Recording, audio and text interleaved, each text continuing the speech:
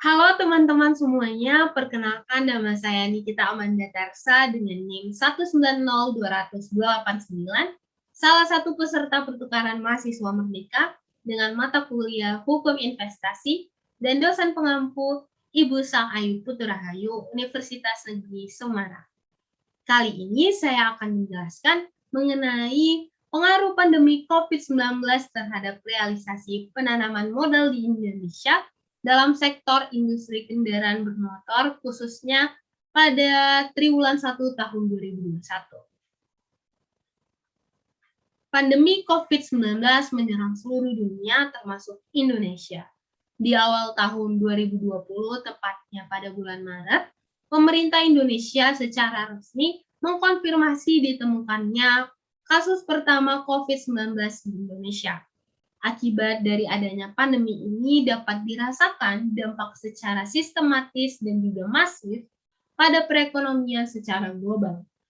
Lantas, apakah pandemi COVID-19 mempengaruhi kegiatan penanaman modal di Indonesia?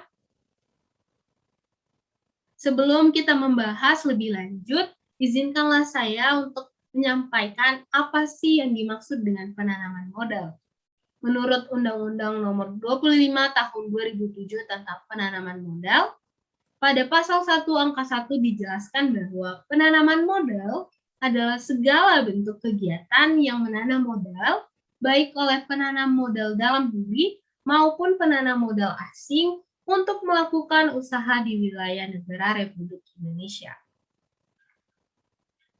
Menilik data yang dikeluarkan oleh BKPM menunjukkan bahwa pada triwulan 1 tahun 2021 atau dalam periode Januari hingga Maret 2021, realisasi investasi atau penanaman modal di Indonesia mencapai 219,7 triliun, di mana angka ini menunjukkan adanya kenaikan sebesar 4,3% dibandingkan dengan triwulan 1 tahun 2020. Dan apabila kita membandingkan dengan triwulan sebelumnya, meningkat sebesar 2,4%. Penanaman modal asing atau biasa dikenal sebagai PMA, sepanjang Januari hingga Maret 2021, ada pun sektor PMA yang terbesar, salah satunya adalah sektor industri kendaraan bermotor dan alat transportasi. Dari kegiatan penanaman modal ini, Indonesia mendapat berbagai dampak positif, yakni adanya penerimaan dana penanaman modal sebesar 10,05 triliun dengan kapasitas produksi mencapai 9,53 juta unit per tahun, serta penyerapan tenaga kerja hingga 32.000 orang. Sektor ini juga diyakini menjadi salah satu sektor yang berkontribusi besar bagi perekonomian di Indonesia. Dalam menghadapi pandemi COVID-19, tentunya tidak mudah mempertahankan pencapaian dalam hal penanaman modal. Namun, Indonesia membuktikan selama beberapa triwulan semenjak pandemi tetap bisa mencapai target penanaman modal tersebut. Tentunya hal ini tidak lepas dari strategi yang telah dirancang oleh BKPM. Adapun strategi yang dijalankan oleh BKPM dalam menghadapi kondisi krisis pandemi, yakni dimulai dari melakukan promosi investasi atau penanaman modal, dilanjutkan dengan pengawalan investasi, mulai dari perizinan, financial closing, pembangunan, sampai dengan tahap produksi komersial.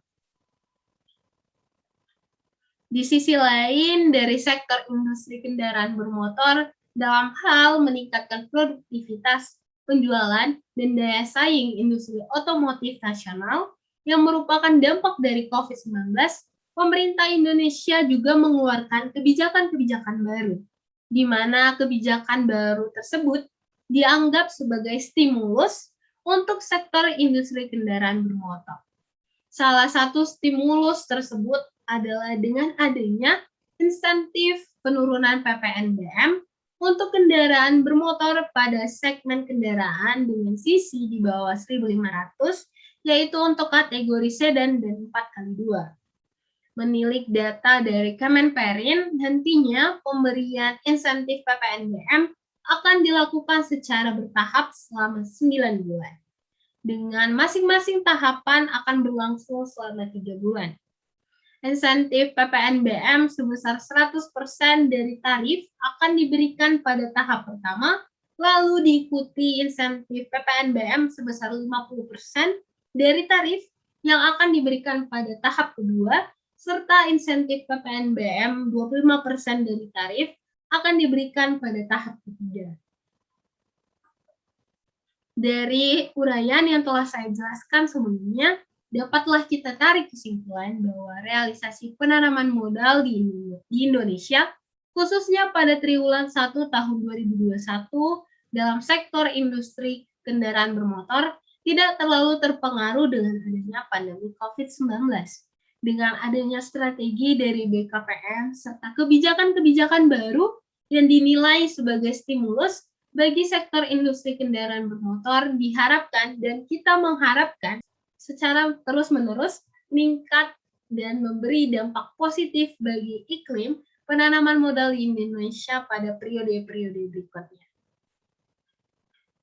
Sampailah kita pada akhir video. Dengan ini saya mengucapkan terima kasih kepada teman-teman yang telah meluangkan dan bersedia menonton video ini dari awal hingga akhir.